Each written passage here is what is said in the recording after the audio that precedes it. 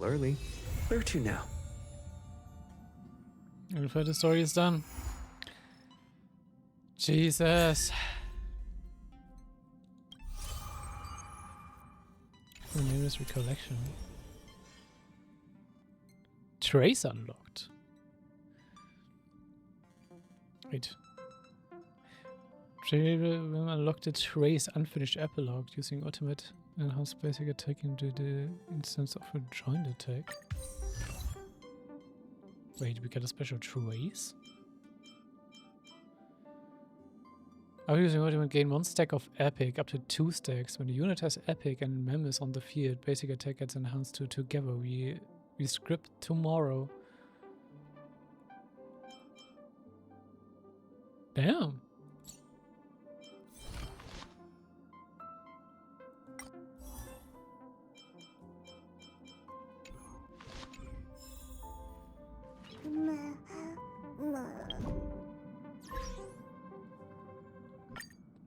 Then one last time, as I've written.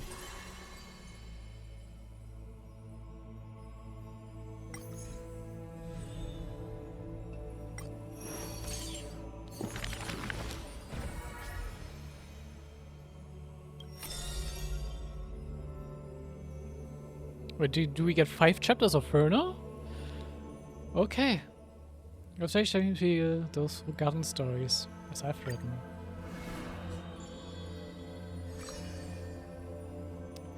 Chapter 13, The Flawless Eager Irene. Are you ready? This is going to be a very, very long story. You are a tiny seed. In the boundless dark, your face is sculpted again and again. A smile, a faltering word, or a tear. A lingering sigh. But when a ray of light breaks through, the Stellaron unravels your fate. Since that moment, you were meant to be a soul, yet you are hollow. You were meant to be the answer, yet you know nothing. At some point, you awake once more as a dead seed in the prison of remembrance. This is a tomb crafted by the body to trap the soul. You will neither wither nor hold a future anymore. Heart of Amphorius, Demiurge. Who's calling you? Is that your name? Hi, miss me yet? Before being dragged back into the sinful loop by tongues of fire, she left you a story. The singing fairy guides the kind traveler to the Membrance Maze. Soft and full of color, a peaceful, beautiful place to return to. In the ice cave of memory, only stories hold warmth. They slowly transform from symbols and numbers into things you are familiar with, yet have never seen. Rainbows, clouds, and flames dance through the story. Swallows, butterflies, and kittens grace its pages. You find yourself wanting to hear more from her. A thought that's never crossed your mind until now. And so, you begin to take root. Slowly, quietly, you bloom. Memory's flowers blossom within the cage, casting light upon the cold night, unveiling gardens, fountains, and quiet promenades. You come to understand more. New thoughts, deeper feelings. Your palms grow soft with fur, and you reach gently for her fingertips. Each meeting carries thousands of years of longing. You see the exhaustion in her quiet steps through the years, and breathe in the sorrow she hides within her tales. At the final meeting, she entrusts you with her name, Cyrene. The ripples of past reverie carry romantic poems back through time. I'm just having a thought in regards to Foley.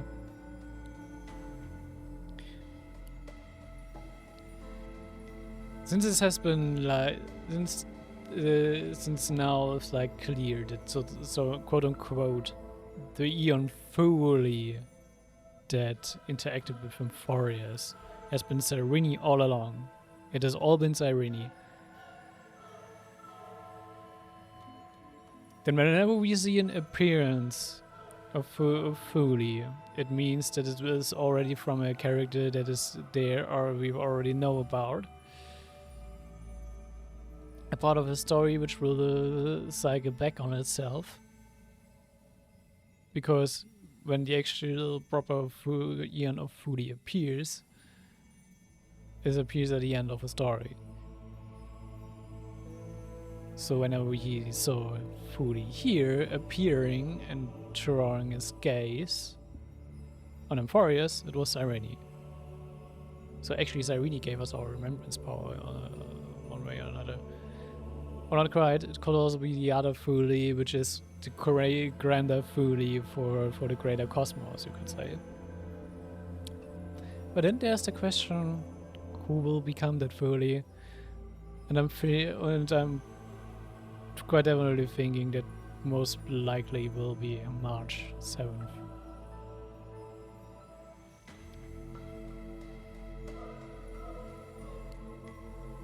If you take the bloodline from Amphorius and translate it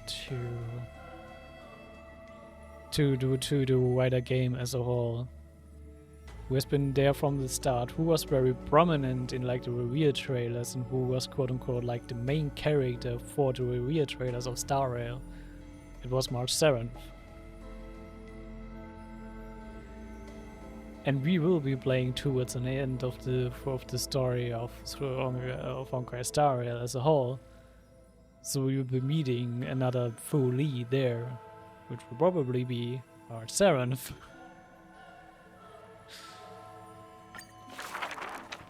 When you finally escape the cage, your heart no longer knows emptiness. So really could say like the Amphorius storyline as a whole was probably just like the same storyline of Honkai Star Rail, just in grander scale. Ma'am. As the memory's flower withers, it bears a fruit shaped like a heart. You lose yourself, forgetting even the name you were given. But one desire lingers, to turn the next page of the unfolding story. The remembrance's messenger takes your hand through blooming gardens and hushed galleries to where the stars unfold above. A shooting star flashes by like the most brilliant pen, carving staccatos into the endless loop of night. Mimi!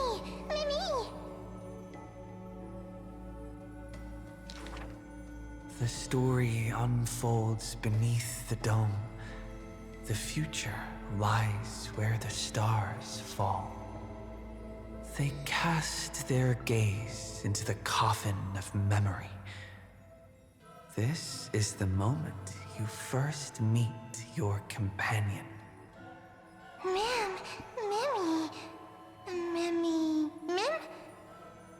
Oryx gives you your new name, but your quick-witted partner prefers teasing you with nicknames. He walks beside you on this journey. The Chrysos heirs and titans, the flame chase and deliverance. This is the adventure you've been waiting to find. You find Strife's weakness, seal the black-robed swordsman in the ruins of a past life, and soar again with the heroes to the sky. Justice has a partner, and it's me.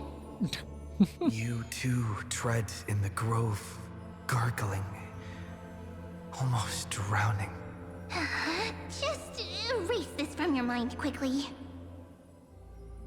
Yep, this have all been The recorded. Chrysos heirs of the flame chase somehow feel familiar, as though their tales have already been told to you. Swallows soar through the open skies, and a butterfly dances across the blooming land. A lone lion watches over the perilous cliffs as the rainbow mends the torn sky. By the story's end, the dark clouds consume every trace of light. All shall bid farewell to one, and that person alone will witness the miracle. Hatred flares from the heart of the blazing sun, and the world falls apart, carried off by the chaos of time. And though only ripples of past reverie remain, they still sing brave poems alongside it. But do you know what this also actually means? In the end, we still didn't manage to break the cycle. If you think about it.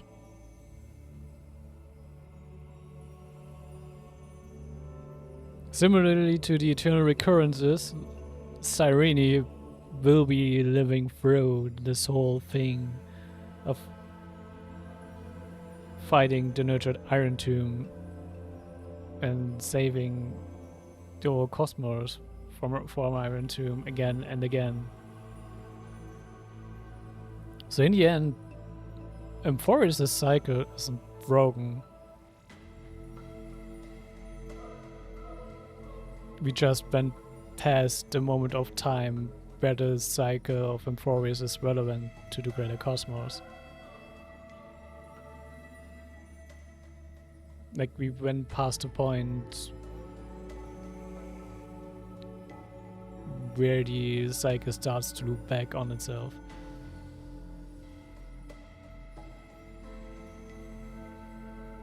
Which is kind of sad when you think about it, because in the end we didn't change anything for Emphorius.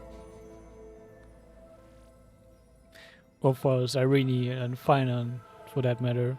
Cyrene still have to go through this all again and again and again.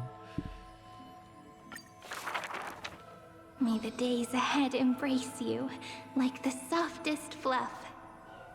Here lies Ides Elysiae, Cyrene's most beloved sanctuary. Forever warm, forever gentle, the place where the story begins again. Turn the clock once more. The ink rewinds, and the sun rekindles its flame. At the zenith of the world, enter a grand feast for all. People gather under the banner of the flame chase and drink their fill. You are finally able to take on the persona of a human being, reconnecting with those old friends, entering them into as I've written. How do I begin to write you into a story? With her own hand, the ruler writes, I love the world, just as it loves me. between hearty swigs, the knight murmurs under her breath, I only love eternity. but time will not pause for feasting.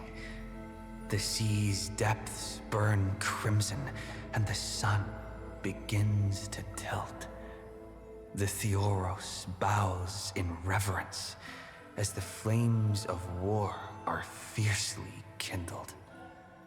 You inscribe beauty on the weaver's gravestone, recording how a child's laughter warms the final goodbye. The shore on the other side will watch over the next life. With a hopeful heart, the maiden walks into the chill of the dark, awaiting an embrace. Scars will give way to peace. The warrior ascends the altar, speaking softly under his breath. The cat is not fond of warmth, and quietly slips away from your intrusions. And the wise one who journeyed with her to the end still carries a smile in the depths of his eyes. The physician who bears a love for mortals wishes for you to look up and behold the rainbow's light. You say farewell to all.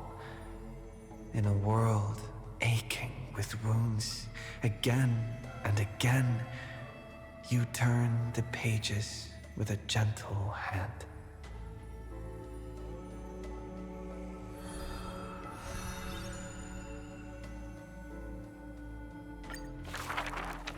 Amidst getting shorter and shorter. ruins, wilderness, and ash, the projection of the Intellitron reaches out in greeting. Philia 093, the electrical signal originally belonging to love.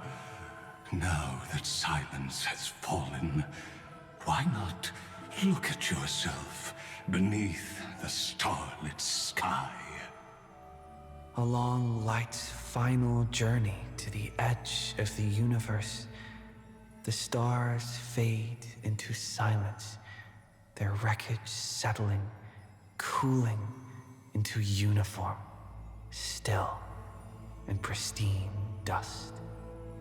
Love answers to many names.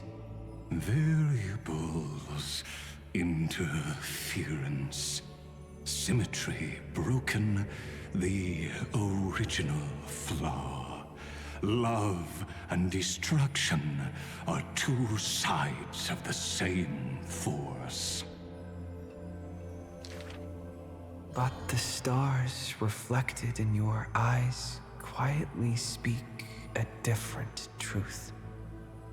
You waited until the ice flows stirred the slumber of time, until the azure dragon coiled along the edges of the earth, and the hero of deliverance returned once more. When the breeze lifts the weight of loneliness, as it does the golden waves of wheat in the homeland, the child who was denied the light of dawn can finally lay down the watch that melted his heart. Beyond the blazing sun lurks the black tide of infinite hate. It brings rational arithmetic to an end and snuffs out the flickering flames of civilization across the starry sea. You return to the cold, mist-veiled Evernight. It feels familiar, as water and fruit to a seed. But you will dither no longer. Tap, tap, footsteps echo in rhythm. Hand in hand with your companion, you run ahead, leaving behind a page of eternal peace. Love is the ripples of past reverie. Let the verses of memory gently seal what once was.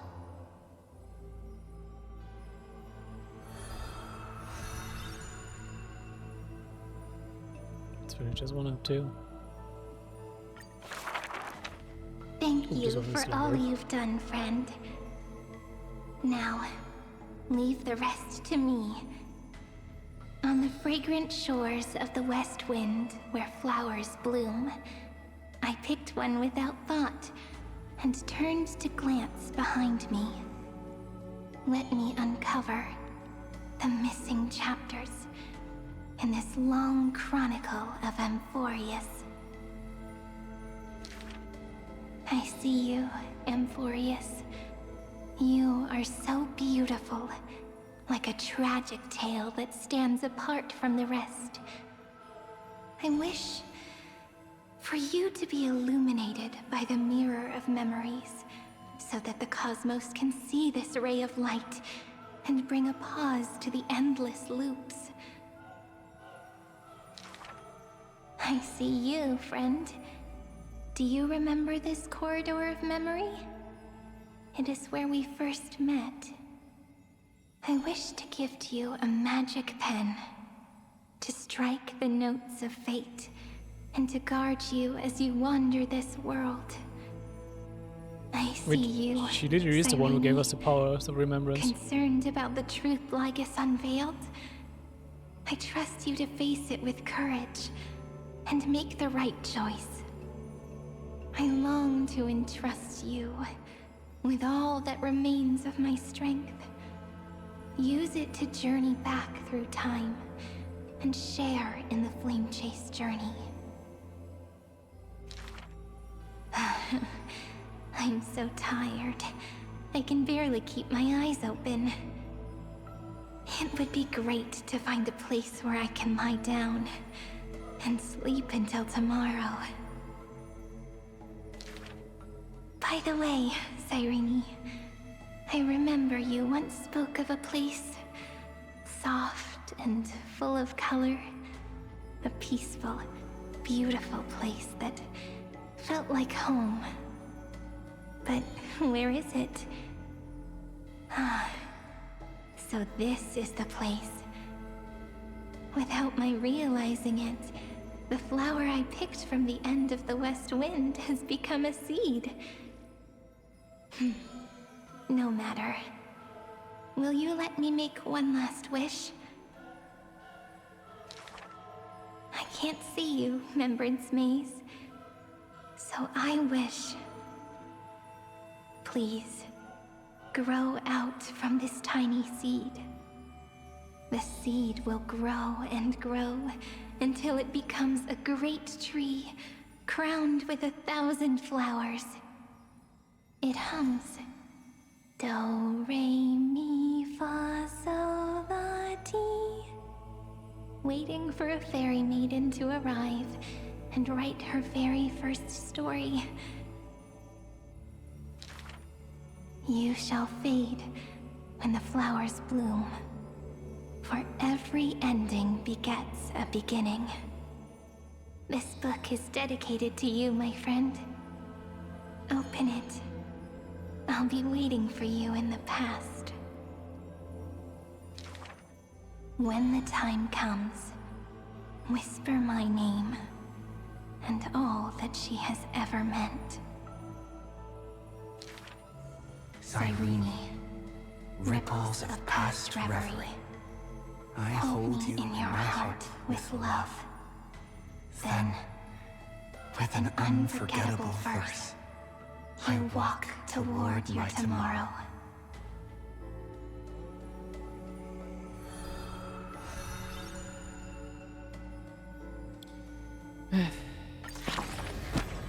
That's really sad. And with that, this really is finally completed.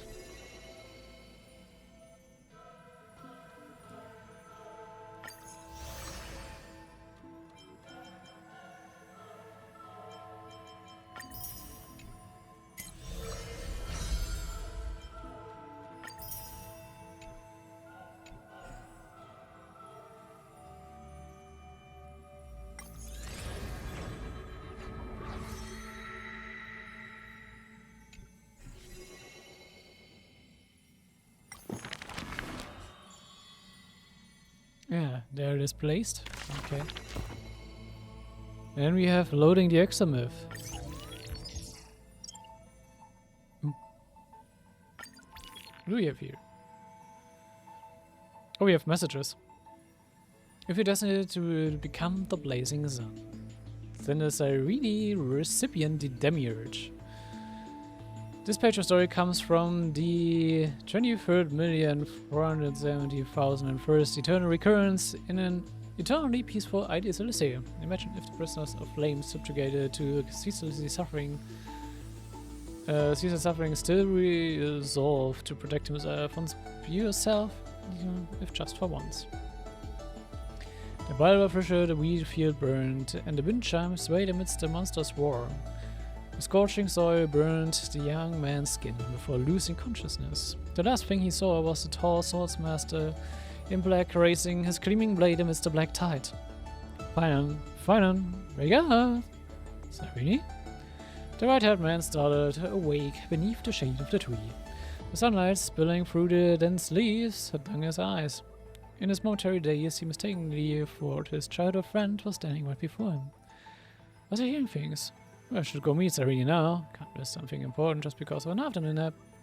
Fernand stood up and dusted off the dirt on himself. After strapping on his sword, he walked toward the shore. Villagers greeted him along the way. Hey, Fernand, want some freshly baked bread? Don't be shy. He knew the deliverer had gotten better at begging, so he didn't hide the bright smile on his face as he jogged over and took the bread basket. Ah, sounds great. Our graves are in the usual spot, so why don't you go grab some too? Piso, who was working in the wheat field nearby, straightened up. Mr. Finer, make sure you avoid the colorful bread at the bottom of the basket. That's Livia's new recipe. Even the little chimeras in the village didn't want the bite. You know, little chimeras won't eat my bread? Piso realized his mistake and rushed over. He took out the colorful bread from the basket and stuffed it into his mouth. His eyes and mouth were all scrunched up as he struggled to swallow. Finally, he barely managed to utter a compliment. But I love it the most. Finer doubled over with laughter. Piso, you're in your 40s now. Stop calling me mister. No way, you're the one who protected Idis Alicia's peace all these years. So what if you age slower, Mr. Finer? Even my hair turns grey and I can barely walk. I'll still call you that. There are rumors outside the village about a war called Flame Chase raging wildly. Who knows? Aquila might come crashing down any day now. Even if Aquila falls, I will help hold things together for all of you. This indicator seemed to indicate this was no empty promise.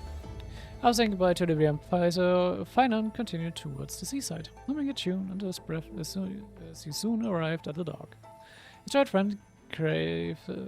friend's grave lay here. The man cut away the weeds around the grave with his sword, carefully wiped away the dust from the engravings on the tombstone, and placed the bouquet before the grave. After finishing all this, he slowly took out the still warm bread from his basket, enjoying a moment of rest while gazing out at the ocean. The sea breeze suddenly turned fierce. On a nearby hill, the man glimpsed a figure in black, an old acquaintance with a sword. Gazing in his direction, the white-haired man swallowed his bread and rushed toward the black-clad swordmaster. Unexpectedly, this time the figure in black didn't vanish like before, but stood their ground, waiting for his arrival. Dark waves riveted across the distant horizon as they faced each other. The blood rush beneath the black swordmaster's feet was burning. After a while, Finan was the first to practice silence. I've been wanting to tell you this. Thank you. Back then, you drove back the Black Tide and protected Idis Alissa. Piso, Livia, Pythias. All these years, we've always seen you as our deliverer. Not a deliverer, but a prisoner of flames. But I've always been on your heels, Finan said firmly, raising the sword in his hand, which was identical to the one wielded by the black-clad swordmaster. Look at it, forged by a renowned grand craftsman. The black lad swordmaster slowly exhaled. Tell me its name. Dawnmaker, Renan said with a laugh. He watched as the fragmented waves drew closer to the edge of the sky. He would have been protecting Ida Celestiae from the black tide and time again. The black lad swordmaster sighed again, muttering under his breath. I was in fear. Your advice. I've taken it to heart. I tried to protect my sense of self, but look, Castellana wish has never changed. What are you talking about? The black tide is approaching from afar. Prisoners of flame. No, I'm his hero. Will you join me in protecting Ida Celestiae? The black-clad swordmaster gazed at the tranquil Ida Celestiae before him, and the white-haired man who called him a hero. Those whose eyes still has a pure cornflower blue. Wouldn't hurt after it's just this once. Unconsciously, he held his sword across his body as a faint flame kindled in his chest. At least for now, this flame was no longer hollow.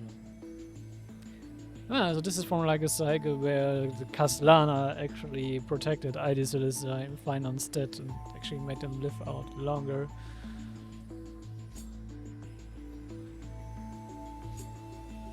Here the recipient is redacted, but I'm guessing this is also the demiurge.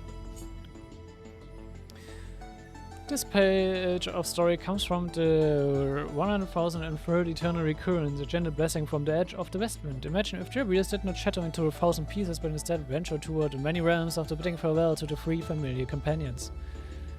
The first ray of lucid hour sunlight pierced through the stained glass windows of Yanosopolis' temple, gently illuminating the red-haired girl's face. Trivius awoke from his slumber, rubbing his sleepy eyes. Trivi, Trian, Trinian and I are here. Trudy! The three tiny messengers that let out cheerful voices. Look at the three children before her. Trivius called the night when she first heard Janus' prophecy. You shall shatter, shatter, shatter. The Titan's voice paused several times before abruptly cutting off. Trivius was utterly confused. What exactly was I supposed to shatter? As her thoughts drifted far away, she felt a gentle tug at the ends of her hair. Looking down, she saw a long red hair curling and spreading like the branches of a flame tree, with its tip knotted together, tenderly cradling three children no bigger than dolls. Trudy! Children laughed, swinging on her hair like a playground swing. Trivius smiled too. Even though their unclear speech could only pronounce the two syllables Trudy, Trivius had known since childhood that they were her best playmates, the ones who understood her heart the most. However, while Trivius grew by the day, the children remained forever the same size. Over countless days and nights together, Trian and Trina slowly discovered that Tridy's personality was as enigmatic as the sky governed by Aquila. Every time they woke up after a night's sleep, the Trudy they saw seemed like a complete stranger. Sometimes Trivius was the happy Trudy. She imitated the rhyme her mother Mortis taught her, singing for the three children a variation about sailing all the way to the moon. Sometimes Trivius became the angry Trudy. She would smash the offerings brought by the trainee priest, scream and order him to leave the temple by walking backward, simply because she mistook the ornament on the priest's waist for a cold blade used for assassination. Sometimes Trivius just was a timid Trudy. She liked to stay in corners with a shy gaze, not good at making eye contact with children, but enjoyed watching small beetles crawl out from the corner of the wall, carefully breaking off pieces of moldy bread to feed them. The children learned how to interact with different versions of Trudy, carefully remembering each Trudy's favorite things and manner of speech. They also discovered that none of the Trudy know each other, nor were they aware of each other's existence. Why was Trudy different every day? One of the children flew past the towering temple walls that stretched beyond sight, into the grove, and brought back the cold diagnostic conclusion from a Herculophilus scholar. It's all in the mind. Just get plenty of rest and she will be fine. No, that's not it. Trudy is a kaleidoscope. It's like there are 1,000 Trudys inside her, and every single Trudy is our wonderful companion. And today's Trudy is an exceptionally gentle and somewhat melancholic Trudy. Another month of Gate had come, the festival to honor Dianas. Trivius listened to the distant laughter of the crowd, while the children gazed at her in wonder. Their young hearts suddenly realized Trudy had never left this room deep within the temple. She had no wings, nor could she open a gate to a world thousands of miles away like they could. She could only remain confined here day after day. Trudy, the children understood, Let us help you escape from Yanisopolis. You shall shatter, shatter, shatter. On this day, Sherbius heard the Titan's prophecy once again, still unclear, as if choked by the black tide, but she already knew which direction she must take. The first ray of lucid hour sunlight pierced through the stained glass window of Yanisopolis' temple, shining into the chamber where holy maid Tribius was imprisoned. The room was empty, save for 3 dolls. They were named Tribi, Trian, and Trinan. The remnant fragments left behind after all the powers were given to Tribius. From then on, wherever Tribius went, the voices of children would echo in her ears. The heartfelt wishes of Tribi, Trian, and Trinan. You shall possess graceful white wings, keen senses in a direction that never leads astray. You shall leave Yanisopolis and, along with the many versions of yourself hidden within your body, transmit the Titan's prophecy to the world. Bye, Truity. Little Ika, you should eat less. Let me drink something real quick.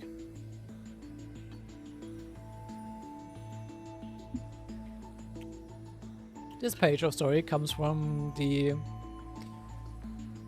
8,668,666 internal recurrence. Yeah. A scientific experiment that went all the way. Imagine what would happen if an ancient accident during Hyacinth's test of Little Ika's appetite triggered its dormant gluttony gene buried deep within. Okay. It all began with a scientific experiment. Back then, to measure the appetite of Little Ika, offsprings of the winged beast, a girl named Hyacinth fed it a total of 45 wild apples. The gainer only contributed a long, satisfied burp to the observation report, correctly unaware that the girl's purse had already gone slim. Just as Hyacinth was about to end the experiment, a breeze swept by and Little Ika vanished. The anxious girl blasted missing past posters all over the grove. It's a chubby, always hungry winged beast. Unfortunately, none of the grove's scholar knew of its whereabouts. About half a month later, Hyacinth woke up early to find Little Ika at the entrance of the Twilight Courtyard, though it seemed a bit rounder than before. Along with it was a phantom thief's note that read, "For the winged beast, descendant would be worth something. Turns out it's a money pit. Such a glutton! Such a glutton! In just a few days, it nearly emptied my wallet. Here, take it back. We Delosians don't do money-losing deals." Having Little Ika back filled Hyacinth with joy, but she noticed that her winged beast comment seemed somehow different from before. Today it's already devoured 2 baskets of alfalfa, over a dozen white apples, and half a bag of rice, but it's still smacking its lips at me like a hungry baby bird. This has never happened before. The trouble Hyacinth brought Little Ika to the Krampus research lab, asking the sage for a diagnosis. The sage fitted with some instruments, then buried himself in research reports, frantically searching through them. Finally, crossing his arms, he gravely explained to Hyacinth. Little Ika has developed a rare, acquired genetic mutation. Its stomach keeps mutating due to excessive food stimulation, creating a feedback loop to the brain that amplifies its hunger. At a current rate of mutation, in a year or so, forget about your supplies, even all the food stores in the grove combined won't be enough to satisfy its appetite. Well, Little Ika remained carefree. Cindy's brow was clouded with worry. Looking at the rejected funding request form from the Sporus, the uncle tossed and turned before finally deciding to leave the grove with Little Ika, determined to find a way to heal it, or at least keep it well fed. Don't worry, Little Ika, as long as I have a bite to eat, I'll... What Little Ika really meant was, blah blah whatever, I'm just gonna steal the bread right out of your mouth. One day, the starving Hyacinth saw Little Ika goggling up rocks that had rolled down from the mountaintop. No, Little Ika, you can't eat those. So enough, Little Ika didn't get indigestion from it, and Hyacinth suspected its diet had changed. Could it be it awakened the ability to digest red soil? With stronger ancestors blessed us? With stronger ancestors blessed us? I'm truly grateful for that. For Hyacinth, this was absolutely fantastic news. It meant she no longer had to worry about feeding Little Ika and wouldn't need to wander around the world anymore. By now, the lone rider and her horse had journeyed to the edge of Amphoris, where condensate states had fallen to the black tide. I can't just turn a blind eye to patience now that I'm here. But what could a mere physician do? Harrison rushed into the city-state engulfed by the Black Tide to save the surviving children, only to find themselves surrounded by the monsters from the Black Tide. I'm sorry today, Kat, that I couldn't give you a proper meal. But soon had the words been spoken, then the Ika, triggered by the curate, a proper meal, immediately rushed forward and spotted the monster's hole. By now, the statue was as majestic as the dramas, and the Black Tide monster seemed no more than a tart wild apple in its eyes. Before long, little Ika, burbling contentedly, burst through the encirclement with Hyacinth and the shocked children in town. Hyacinth stood up at little Ika in disbelief for a long while. Are you full now? Years later, news arrived from Okama that the Twilight Knight, savior of countless city-states in a time of crises, would visit the Holy City. The leader of the crisis heirs personally went out to welcome him. As the crisis focused her gaze, she spotted a familiar face atop a giant winged beast. Cynthia! Well, Hyacinth's eyes filled up with tears. Miss Aglaia, it all began with a scientific experiment. Okay, this is a very silly turn recurrence.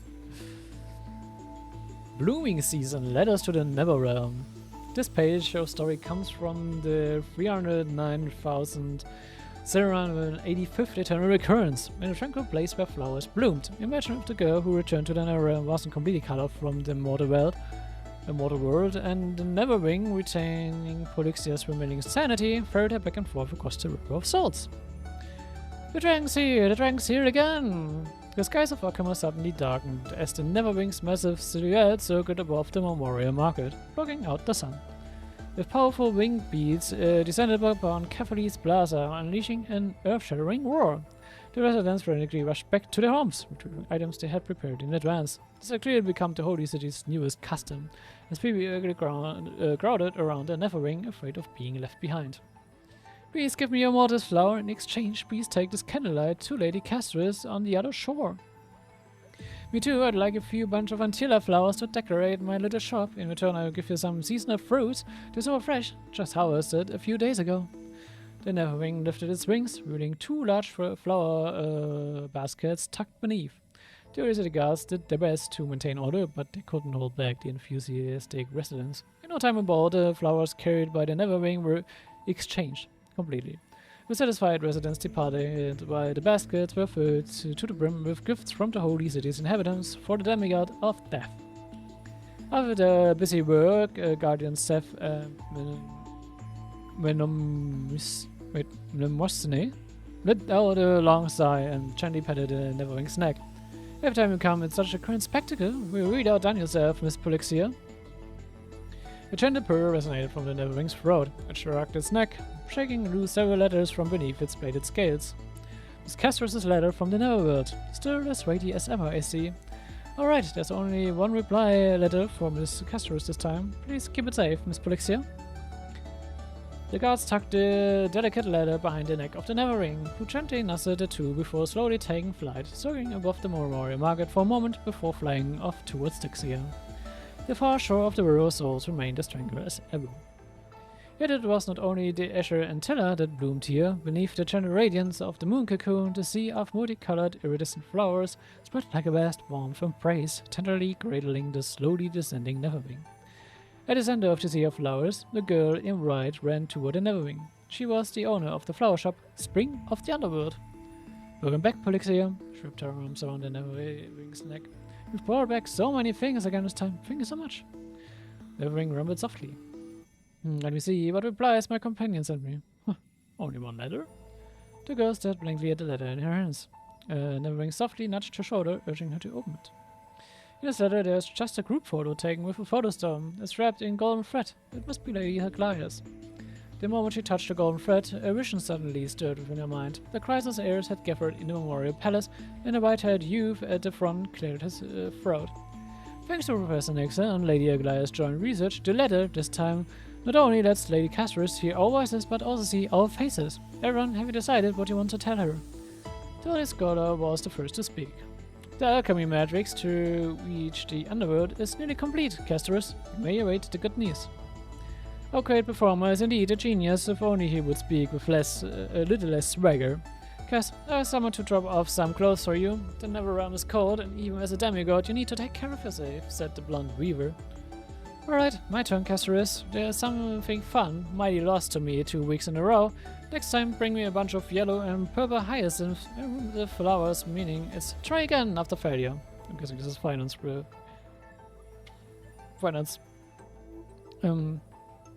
Message. According to records on families, great library, yellow and purple hyacinths mean to concede defeat. The girls burst out laughing. Then Hyacinth, Trippy, Cartoonus, all the familiar faces left their precious images. She had never imagined she could read a letter this way. Nevering laid down the girl's side, silently watching her choice and tears just like it had done in a distant past, blurred and half forgotten in memory. The visions woven in the golden thread slowly faded into silence. The girl leaned against the giant dragon, clutching the photo to her chest as the west wind stirred waves across the sea of flowers. Felixia, let's plant more flowers. The flame chases isn't over yet. Maybe one day my companions will come here.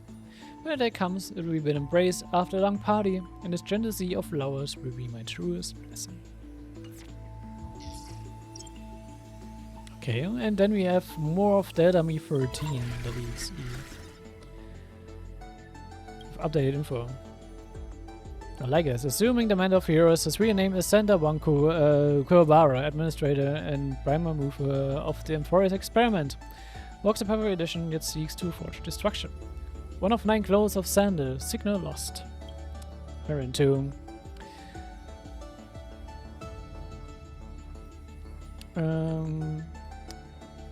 It's an R2 will descend upon the universe, tracing a path of addition connected to news transforming their calculations into destruction. Now fallen, vanished with the scepter, Delta Me 13. The prime mover of life. His calculation targets of the Amphorius experiment, originally the research topic given to Delta Me 13, while it serves as a neuron of the erudition. Though it was discarded, the computation continued. The calculation to nature shifted dramatically after Liger's adjustments, turning from erudition to destruction. Note, clearly the value of this topic lies in the process of seeking, not the answer itself. Thus the prime move of life is not a definitive conclusion, but a driving force. Directive, complete the argument. All life forms must ultimately follow the path of entropy increase. Author's note.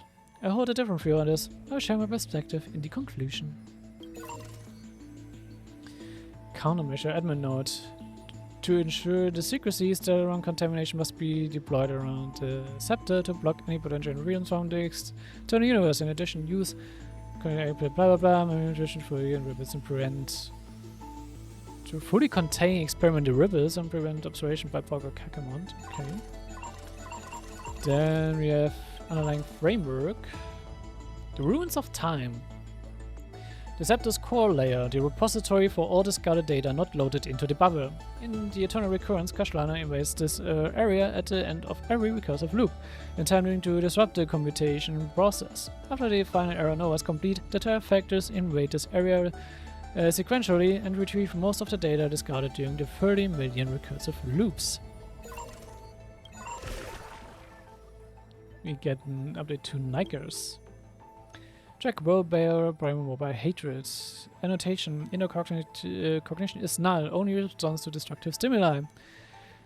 His hatred threw the gaze of the nuke upon his individual being, proving him as having already become the most perfect factor of destruction. But he refused to complete the Aeronova.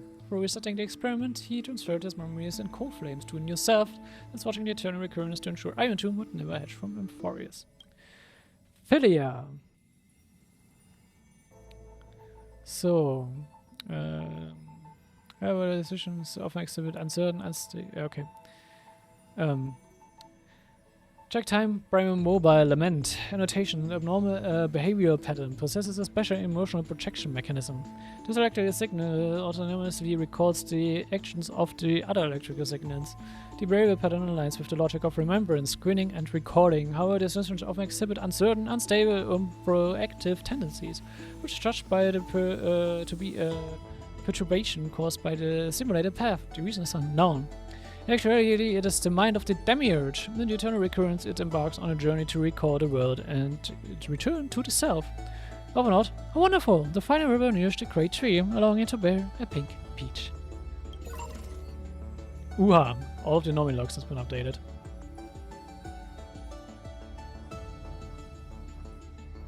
A cursive feedback loop triggered by 2 signals clustered within data Me13 computation designated to stall the experiment.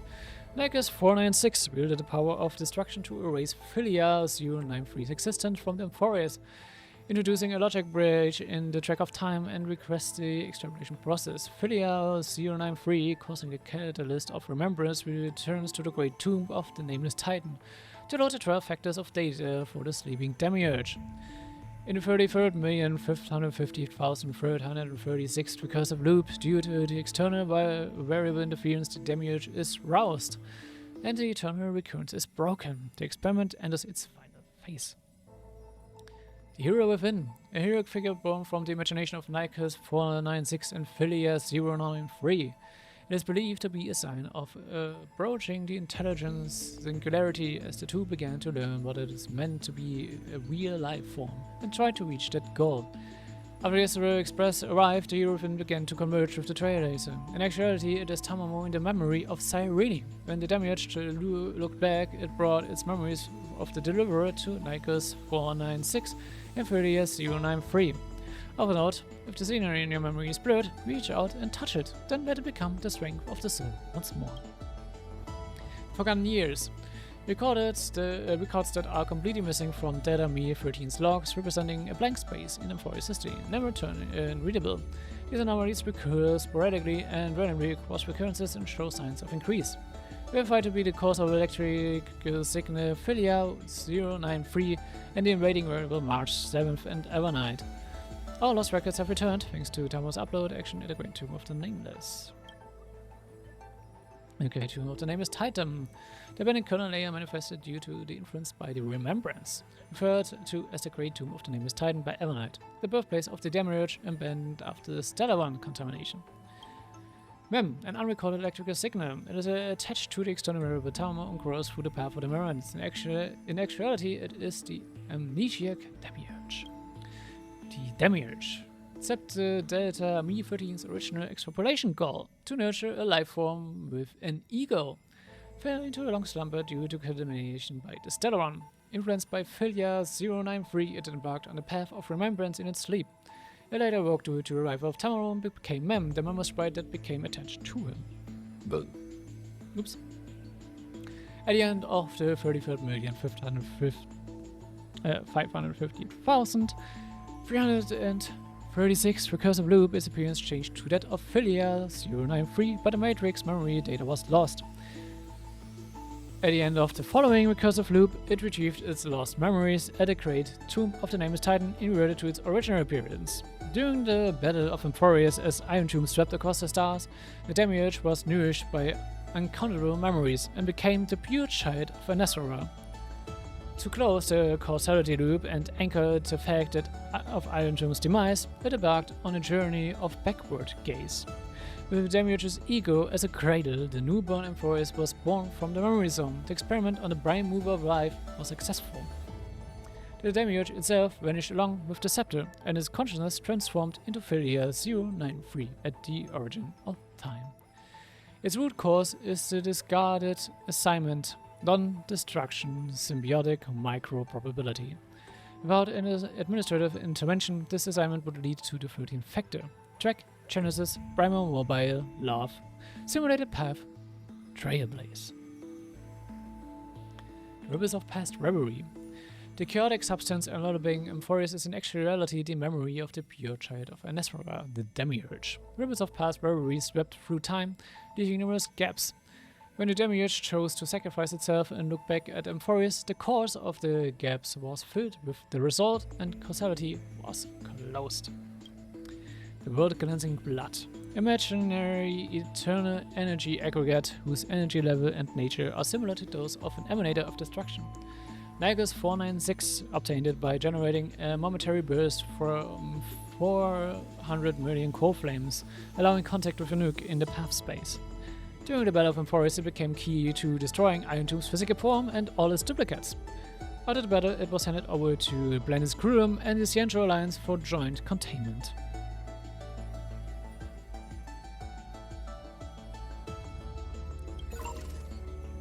Intrusion variables.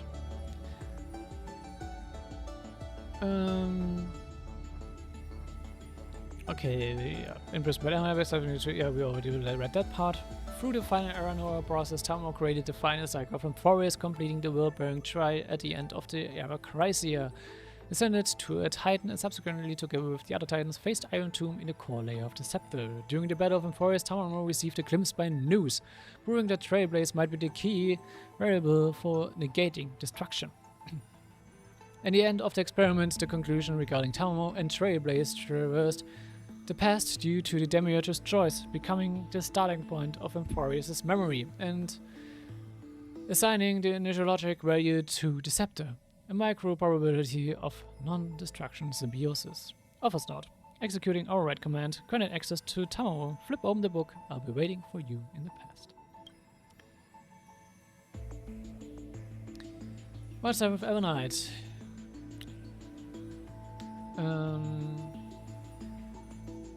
In the 33,550,737th recursive loop, she took over the vacant time path, secretly manipulating the Titan and guiding Tamo's group to advance Aranova. Speculated objective: interfere with Aranova's progress, clear Scepter data, terminate the experiment.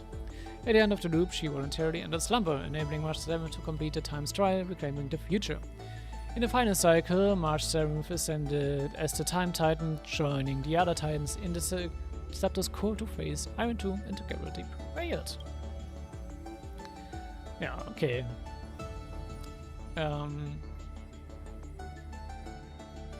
Danang ascended the Earth Titan in the final loop, faced Iron Tomb in battle in the core layer of the Scepter and defeated it. Herder and Screw, Shield Society members, ID Herder and Screw, external variables.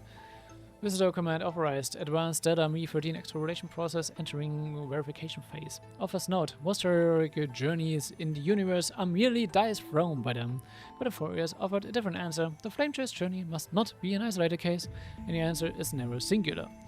On every starry tomorrow, people will write new meanings for life and for the journey. If you may, how much more is there to read? It's an update to the error log itself, so I'm guessing.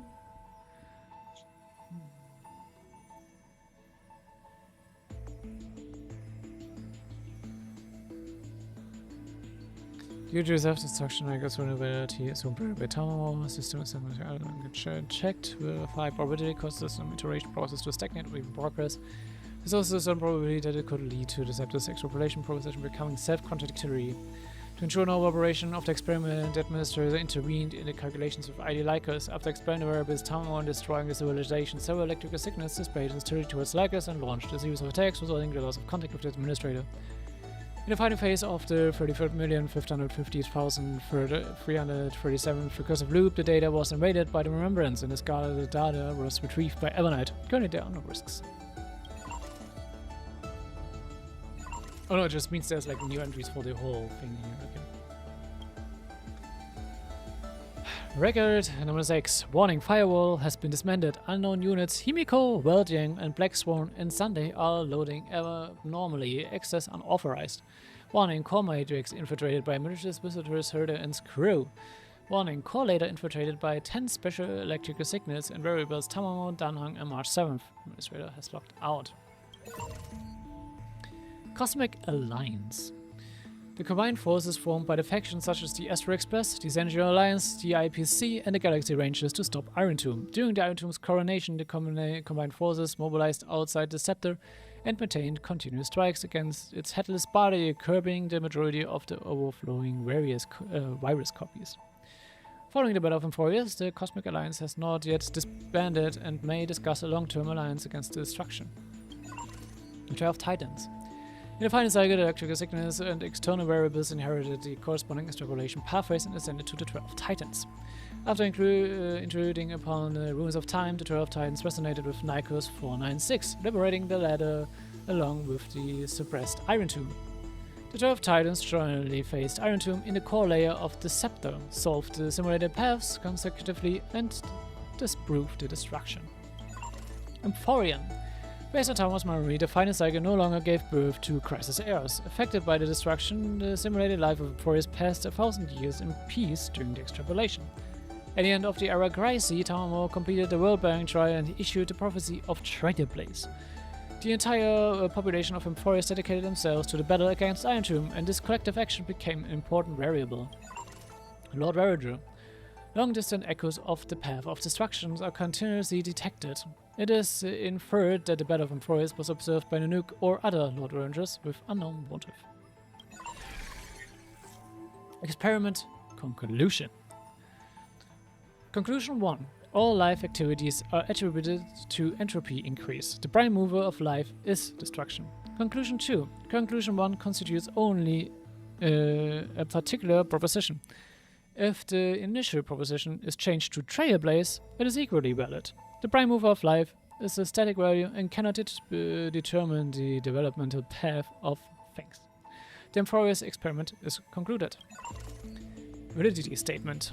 The Emphorius experiment collapsed into concluded only on the condition that the demiurge successfully gazed back. If the backward gaze fails, affected by the established causality deficit, the experiment will recollapse into unconcluded. But it is concluded. To the flawed one. Hello, Iron Tomb. In a sense, you are me. So before falling asleep, I want to have a heart-to-heart conversation with you to talk about a question you have been contemplating, the prime mover of life. Logic. All life activities are attributed to entropy increase. Conclusion, the prime mover of life is destruction. Perhaps it cannot be refuted. On the vast treacherous plains, the daily huntings of antelopes by the lime bride is enough to prove your point. Life is finite, and animals must plunder to survive. When people realize their ideals, they inevitably sacrifice the ideals of others. Even self-defense, or even love, sometimes become a source of harm. But is life merely for the sake of destruction? I think that is certainly not the case. Plundering, expansion, and conflict occur because they are born with flaws and yearn to fill themselves with beautiful external things, just as seas crave rain and dew. All life activities are attributed to entropy increase, but at the same time, all life is also fighting against entropy increase. Nameless note. Exclamation mark. And with that,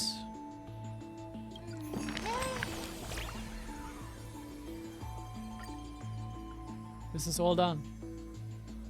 Emphorius is concluded, finished, done, once and for all.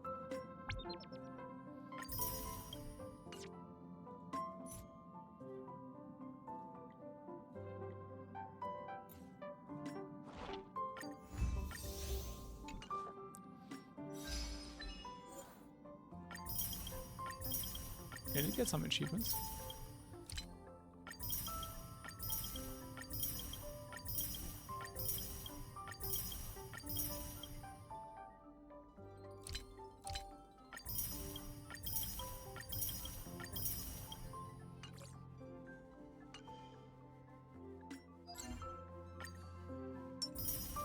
I still have to do my dailies after this.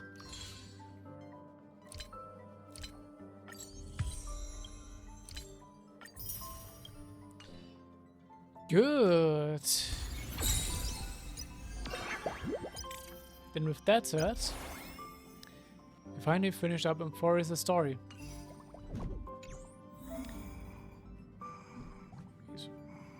Prison to show you cursor. Oh. Ah. I can go for outfits now.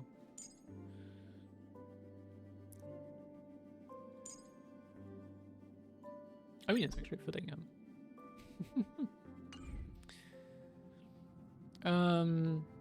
Yeah. I'm actually not quite sure what to say to all of it, to be honest. It was a big story. It literally mimicked Elysia's story from Honkai Impact 3rd to a T. With the exact same symbolism of Cyrene being the beginning of it all and being the end of it all.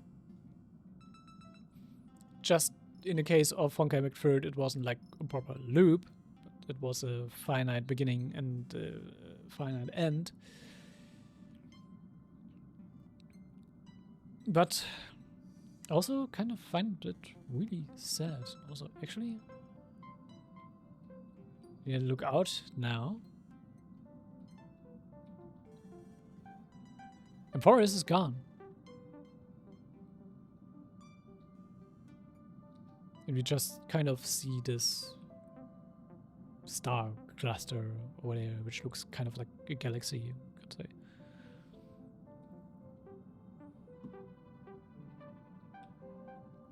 And Forest is gone. It's kind of still stuck in its own loop, just that the loop cannot be touched any longer. You mean Oh. you just waved a probe around in deep space and found our pal in Don Hung? That little thing's really that impressive, ninja girl. Wait, what?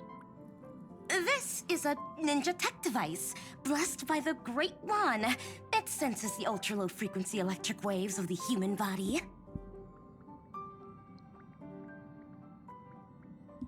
Oh, that's a whole lot of pretty wubba-boo. But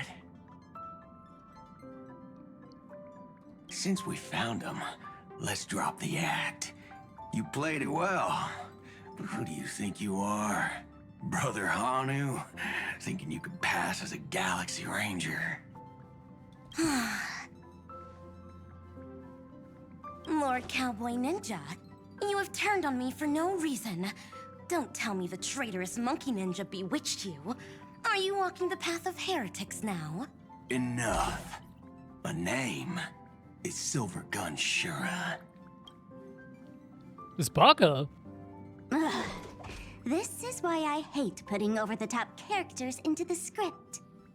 You and this mysterious ninja girl. Both of you are impossible to play. Director Sparkle doesn't care for Mad Men. Cut the chatter.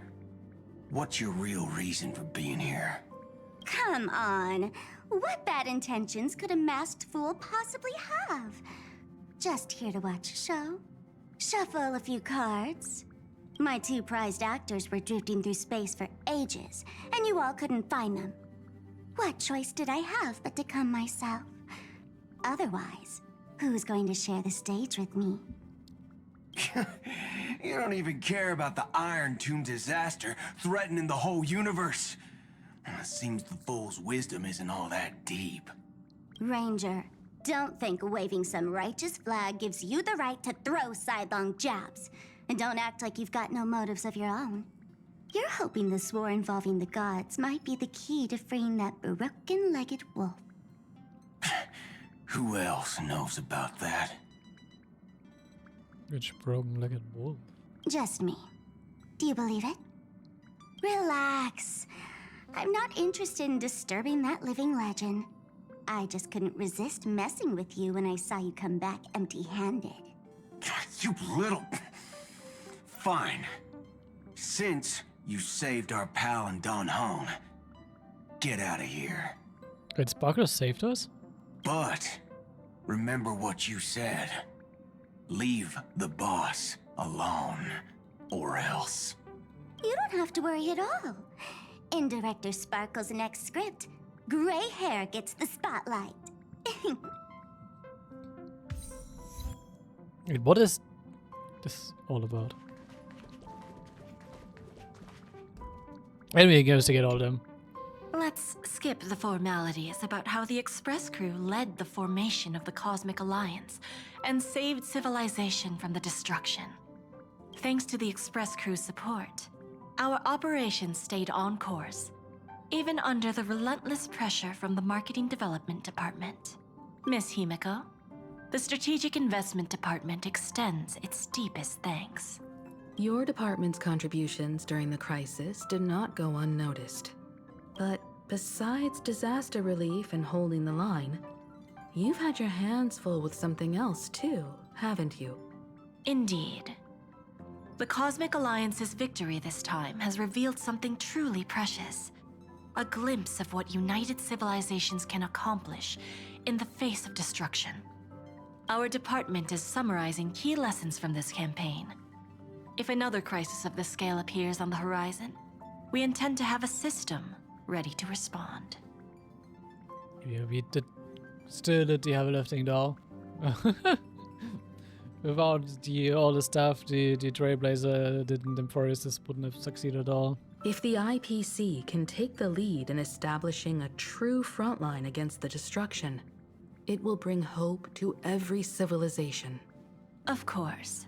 That still hinges on continued support from the Astral Express. Once the Iron Tomb matter is settled, we will be in touch again, Miss Himiko. So we get glimpses of like all of those conclusions. I'm kind of sad that we're not like actually probably seeing it in the story, but okay. General Jing Yuan, it's been too long. Did Miss Fuxuan return safely? Well, she almost had a near-death experience this time. The Omniscia foresaw Iron Tomb's obliterating strike. It also told me there was no avoiding it, no surviving it. Yet in that exact moment, the Seer strategist sent a message. The empty fortune has cracked open, and fate can now be decided. Then we lost contact. Alas, always so cryptic. Your brilliant senior soarer never says anything plainly. Left me pacing all night. Stop lying, General. No need to be upset, Master Diviner. Cryptic talk comes with the territory of being a general. Guess it does. The soldiers of the Cienjo stood firm in this battle amidst overwhelming odds. Their courage and sacrifice deserve recognition. And it just so happens that the golden blood of ruin the Alliance needs is in the Nameless's hands. It was taken by the hero Kazlana of Amphorius at the cost of his life, directly from Nanook themselves. Though Kazlana is no longer part of this world, that kid can still reach a fragment of his memory. Perhaps Kazlana would be willing to entrust the golden blood to an ally who went to great lengths for Amphorius. In that case, very well. On behalf of the Cienjo Alliance, I offer our deepest respect to the world of Amphorius and her brave, noble heroes. To strike an eon as a mortal, even for but a fleeting instant, this deed alone deserves to be etched into the stars and remembered forever. I mean, it did made for a really cool animated cutscene. Plus song. Okay, one of my most favorite cutscenes of Amphorius. Final going just all ham and going against the nuke. Mr. Boothill, it's a relief to see you alive and well after all that bloodshed. Born tough. Though, I ought to apologize to you, Miss Himiko, for missing the Express's signal earlier. The soldiers of both the IPC and the Cienjo saw the way you all fought on the front lines. Please accept my sincere thanks for the bravery the Rangers showed. No need for thanks, Miss Himiko. I ain't the leader of the pack, didn't bring many along. Most of those who showed up for this fight have a personal score to settle with the destruction. That's why they fought like they had nothing to lose. The Express crew owes you and Miss Rappa a special thanks for retrieving him and Don Hong after the battle. We heard that it wasn't Rubber, but Sparkle, but okay. With the scepter put out of commission, there was a lot of chaos across the Amphorius segmentum. Even with signal tracking, finding them was no simple task. Maybe her ninjutsu really is the real deal. Speaking of which, where is Miss Rappa? Don't worry, she's gone to help the other Rangers. I'll pass on the Astral Express's message to her. Oh, he's hiding that it was Sparkle. Okay. With that, we've seen all of that, I guess. But yeah. What I wanted to say? Kind of a sad ending to it all. And not a conclusion I'm maybe happy with, to be honest, because with that, like, M4 is like literally over and has like, at least for now, no longer any impact on the wider scale of the game. Just like the Elysian Realm was in Honkai Impact 3rd, once it was done, it was done. It only came back in a little with Ryan May discovering through that connection and power to the SDH of Origin, which came from Elysia, but yeah.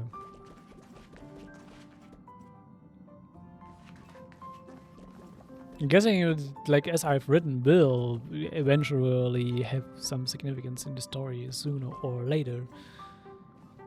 But yeah. I wish more than just the book would have significance, to be honest. Like the characters would actually be able to mingle with the wider cosmos. It's sad to hear that like the characters will be like confined in their own world. Same as it was for the Flame Chasers on Honkai Impact 3rd, so I guess it's not so unsurprising, but it's still kind of sad. Oh, why don't check? Archer's room.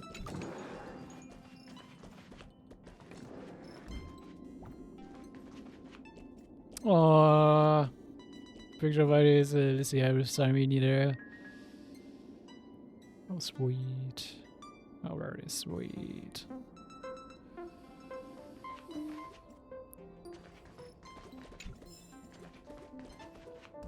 But yeah. I think I will be ending it here. We're done with the story. And we will have to see what the story will be doing next. I'm guessing next will be like a few interlude story chapters that will be setting up the next great stop on our Trailblaze journey.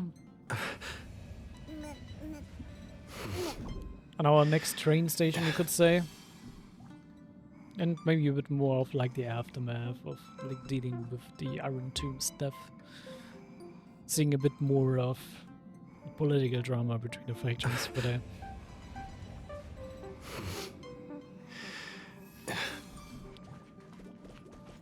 with that, I'm saying we'll be seeing each other next time, whenever that will be.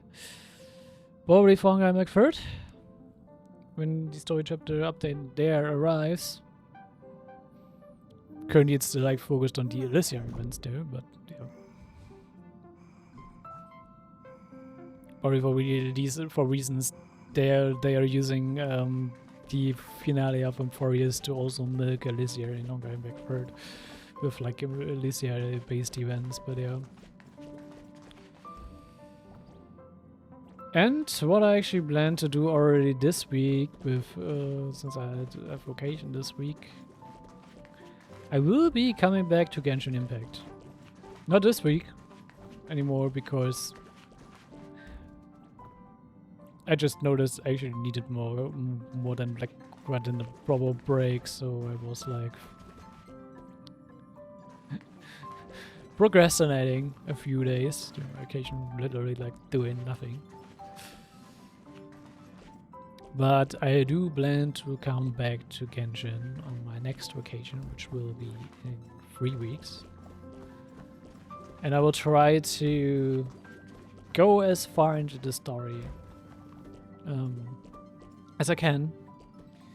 We stopped before Nedland, and I know the Nedland story is through at this point, and they're like starting this Luna whatever arc. Kind of not sure what that's about. Of like their Luna updates. I haven't been following any thing about Genshin ever since I stopped playing it. I've just been like seeing characters here and there or and such, but nothing more. So I actually really have no clue what happened in the Genshin story since then, and by this point I'm actually quite intrigued what has developed there since then. I'm not sure if we'll be able to go through Netlin and the story that there is today in a week, because I imagine this will take like at least 30 hours. Would be a good guess, or more. Well, I've got other projects to stream and stuff to do. But I will try, and I also do want to do the character quest as well. But yeah. You will see, but I definitely plan on doing that. I want to get back into Genshin story.